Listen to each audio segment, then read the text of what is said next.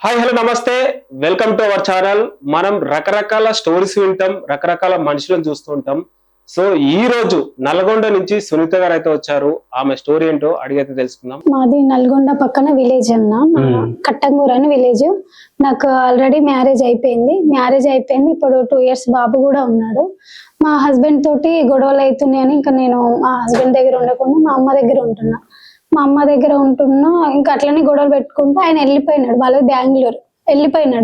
వెళ్ళిపోయిన 2 months తర్వాత నాకు ఇక్కడ నల్గొండలో నరేష్ అనే అబ్బాయి పరిచయం అయిండు. ఫేస్బుక్ ద్వారా పరిచయం అయిన తర్వాత నేను ఆ అబ్బాయికి చెప్పిన, నాకు ఆల్రెడీ ఇట్లా మ్యారేజ్ అయింది, బాబు ఉన్నాడు, ఇది సిచ్యువేషన్ అని మా ఫ్యామిలీ గురించి మొత్తం తనకు చెప్పిన తర్వాత అట్లనే కొన్ని రోజులు మాట్లాడడం అట్లా కంటిన్యూ చేసిన తర్వాత ప్రపోజ్ చేసిండు. నేను చేసుకుంటా అని ఇట్లా నమ్మించిన తర్వాత నేను కూడా ఇంకా యాక్సెప్ట్ చేసిన తర్వాత మళ్ళీ మా హస్బెండ్ వాళ్ళు మా ఇంటికి వచ్చి మాట్లాడనీకని వస్తే నేను ఈ అబ్బాయికి చెప్పిన, ఇట్లా వచ్చినారు వాళ్ళు అంటే, వద్దు నేను నిన్ను మ్యారేజ్ చేసుకుంటా, డైవర్స్ తీసుకున్న తర్వాత మనం మంచిగా ఉందాము, ఇప్పుడైతే ఇది ఒకటి క్లియర్ చేసుకో అని చెప్పి మా హస్బెండ్ తోటి డైవర్స్ తీసుకునేటట్టు చేసిన తర్వాత నేను మా హస్బెండ్ తోటి డైవర్స్ తీసుకున్న తర్వాత అది అయిపోయిన తర్వాత నరేష్ తోటి మేము కలిసి ఉండడం తిరగడం ఇట్లా చేసినాం. తర్వాత ప్రెగ్నెంట్ కన్ఫర్మ్ అయింది నరేష్ తోటి. నరేష్ అంటే సెకండ్ అబ్బాయి పేరు నరేష్. అబ్బాయి తోటి ప్రెగ్నెంట్ కన్ఫర్మ్ అయింది. నేను చెప్పిన, ఇట్లా ప్రెగ్నెంట్ కన్ఫర్మ్ అయింది, మరి ఏమంటావు, మ్యారేజ్ చేసుకుందామా అని అడిగిన. అయితే ఇప్పుడే వద్దు, ఒక 2 days తర్వాత మ్యారేజ్ చేసుకుందాము, నేను కూడా అన్ని చూసుకోవాలి కదా, అన్ని సెట్ చేసుకోవాలి కదా, ఇప్పుడే వద్దు అని చెప్పి ఇంకా నాకు మాట్లాడి నన్ను సైలెంట్ గా ఉండేటట్టు చేసిన తర్వాత ఇంకా మళ్ళీ కాల్ కి రెస్పాండ్ కావట్లేదు. మళ్ళీ అట్లనే కాల్ చేసి ట్రై చేసిన. మళ్ళీ తర్వాత సర్లే హైదరాబాద్కి వెళ్దామని మళ్ళీ హైదరాబాద్ తీసుకొచ్చిన తర్వాత వాళ్ళ ఫ్రెండ్ వాళ్ళ ఇంటికి వెళ్ళిన తర్వాత ప్రెగ్నెంట్ ఇప్పుడే వద్దు, తీసేయించుకో, మనం పెళ్లికి ముందే ప్రెగ్నెంట్ ఉంటే బాగుండదు, తీసేయించుకొని టాబ్లెట్స్ ఇప్పించి అయిపోయింది, అబార్షన్ అయిపోయింది అక్కడనే. ఆ రోజు అక్కడనే ఉన్నా. తర్వాత నెక్స్ట్ డే ఆ రోజు నైట్ అక్కడనే ఉన్నా. నా ఫోన్ తీసుకొని నా దాన్ని ఇద్దరం దిగిన ఫొటోస్, మాట్లాడిన కాల్ రికార్డింగ్స్, చాటింగ్స్ అన్ని డిలీట్ చేసిండు. నేను ఆ రోజు చూసుకోలేదు. నెక్స్ట్ డే నన్ను మా విలేజ్ లో డ్రాప్ చేయడానికి బస్సు ఎక్కించడానికని వచ్చింది బస్ స్టాప్ కి. వచ్చిన తర్వాత నా మొబైల్ ఇచ్చినప్పుడు నేను మొబైల్ చూసుకుంటే దాంట్లో మేము దిగిన ఫొటోస్, కాల్ రికార్డింగ్స్, చాటింగ్స్ ఏం లేవు. ఆయన నెంబర్ కూడా డిలీట్ చేసిన తర్వాత ఎందుకు ఇట్లా చేసినావు అని అడిగితే అక్కడ మేము గొడవ పెట్టుకున్నాము. లేదు నా ఫోన్ లో ఉన్నాయి ఫొటోస్, నీ దాంట్లో ఉంటే మళ్ళీ మీ ఫ్యామిలీ వాళ్ళు చూస్తే ప్రాబ్లం అవుతుంది, వద్దు అని నేనే డిలీట్ చేసిన అని చెప్పిండు. అట్లా అని చిన్న పెద్దగా అయింది గొడవ. ఇక మొత్తానికి ఆ బస్ స్టాప్ దగ్గర వదిలేసి వెళ్ళిపోయిన తర్వాత ఫోన్ చేస్తే స్విచ్ ఆఫ్ వస్తుంది. వాళ్ళ ఫ్రెండ్కి ఫోన్ చేసినా స్విచ్ ఆఫ్ వస్తుంది. మళ్ళీ తర్వాత కాల్ చేసిండు ఆయననే. కాల్ చేసి నువ్వైతే ఇంటికి వెళ్ళు, నేను వస్తా, కట్టంగూరికి వచ్చి మాట్లాడతా అని చెప్పి అంటే, లేదు ఇప్పుడు నువ్వు ఇట్లా అన్ని డిలీట్ చేసినావు, నీ మీద నాకు నమ్మకం ఎట్లా ఉంటుంది, ఇప్పుడు నా పరిస్థితి ఏంది, ఇట్లా రోడ్డు మీద వదిలేసి వెళ్ళినావు అని చెప్పి మాట్లాడిన తర్వాత ఇంకా ఫోన్ ఆఫ్ చేసుకున్నాను మొత్తానికి. అసలు బ్లాక్ చేసిండు. మళ్ళీ తర్వాత కొంచెం సేపు తర్వాత స్విచ్ ఆఫ్ చేసుకున్న తర్వాత నేను డైరెక్ట్ వాళ్ళ ఇంటి దగ్గరికి వెళ్ళిన.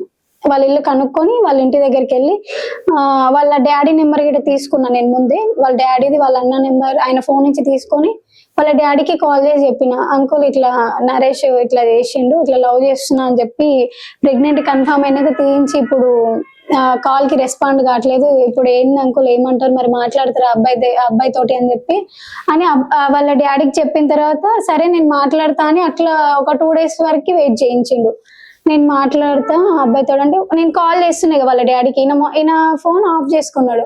వాళ్ళ డాడీకి కాల్ చేస్తే ఆ అబ్బాయి రావట్లేడు ఇంటికి, మాకు తెలియదమ్మా, అబ్బాయి వస్తే మేమే ఫోన్ చేస్తామంటున్నారు కానీ కాల్ చేయట్లేరు. వాళ్ళ అన్నయ్యకి కాల్ చేసి అడిగితే వాళ్ళ అన్నయ్య ఏమంటుండు, నీకు కావాల్సింది ఆ అబ్బాయి తోటి మాట్లాడుకో, మాకైతే సంబంధం లేదు ఆయన గురించి, మమ్మల్ని అడగొద్దు అని వాళ్ళ అన్న అన్నాడు.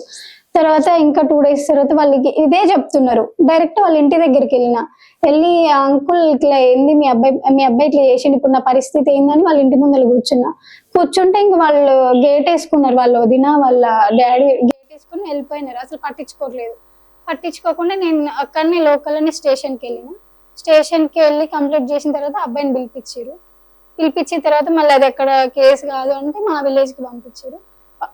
పంపించిన తర్వాత వాళ్ళకి పోలీస్ సపోర్ట్ ఉంది.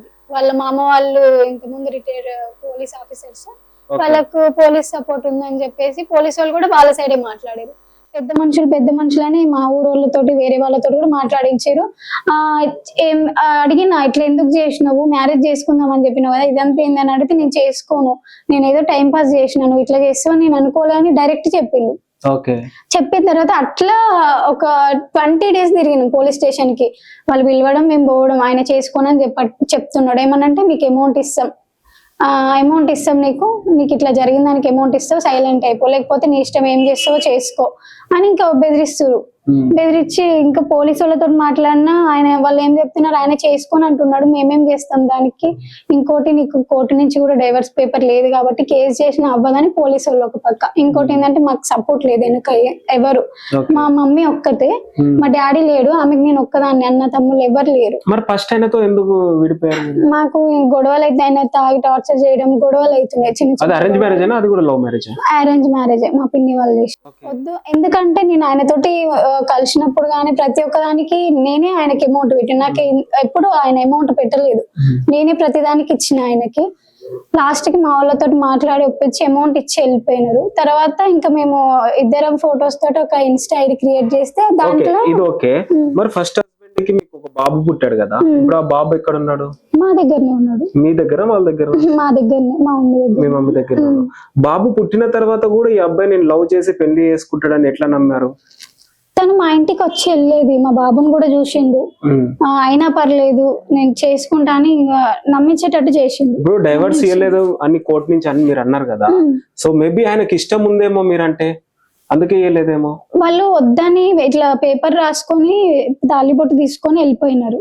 వెళ్ళిపోయిన తర్వాత కానీ మళ్ళీ మాకు కాల్ కూడా ఇంకేం చేయలేదు ఇప్పటి వరకు. ఇప్పుడు అది అయిపోయిన తర్వాత ఈ అబ్బాయి మ్యారేజ్ చేసుకుంటాడని అనుకున్నా, కానీ లాస్ట్ కి ఇట్లా నా లైఫ్ ఇట్లా చేసి. ఇప్పుడు మీరు మొన్న సూసైడ్ చేసుకోవడానికి మీరు వెళ్ళారు కదా, మరి ఆయన ఏమన్నా మీకు టచ్ లోకి రావడం లాంటి ఏమైనా జరిగిందా ఫస్ట్ అయినా? ఈ ఇన్సిడెంట్ జరుగుతుందని ఆయనకు తెలుసా? తెలిసింది. తెలిసిన తర్వాత ఆయన కాల్ చేయలేదు, వాళ్ళు కాల్ చేసి మా బాబుని మాకు ఇచ్చేయమని చెప్పి అడిగినారు. మా బాబుని మాకు ఇచ్చేయి, నువ్వు మాకు వద్దు, మా బాబుని మాకు ఇచ్చేసేయి, నేను బాబుని ఇవ్వను, నేనే చూసుకుంటా, నా దగ్గరనే పెట్టుకుంటా అని చెప్పి వాళ్ళకి చెప్పిన. మెయిన్ గొడవలు రావడానికి రీజన్ ఏంటి? ఫ్యామిలీ ప్రాబ్లమ్స్ లేదా అనుమానాలా? మా ఫ్యామిలీ ప్రాబ్లమ్స్. వాళ్ళది బెంగళూరు, మాది ఇక్కడ. మా అమ్మకి ఒక్కదాన్నే కాబట్టి అటు సైడ్ పంపించలేక చిన్న చిన్న గొడవలు, పెద్దగా ఆయన వర్క్ వెళ్ళకపోయేది.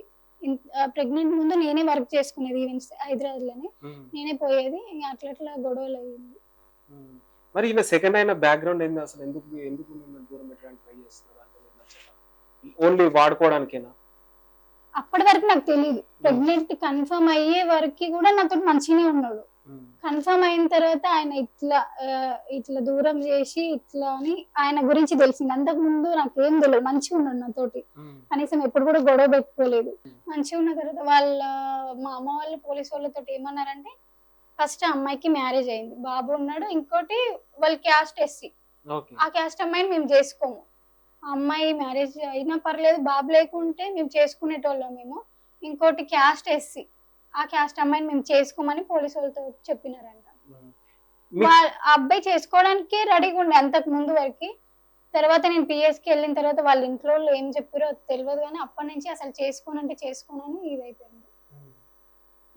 సో మిమ్మల్ని ఇప్పుడు చూస్తుంటే ఒక చిన్న అమ్మాయిలా కనిపిస్తున్నారు. ఏ ఏజ్ లో మీకు మ్యారేజ్ అయింది? ఫస్ట్ మ్యారేజ్ నాకు 19 ఎండింగ్ లోనే అయింది. ఓకే.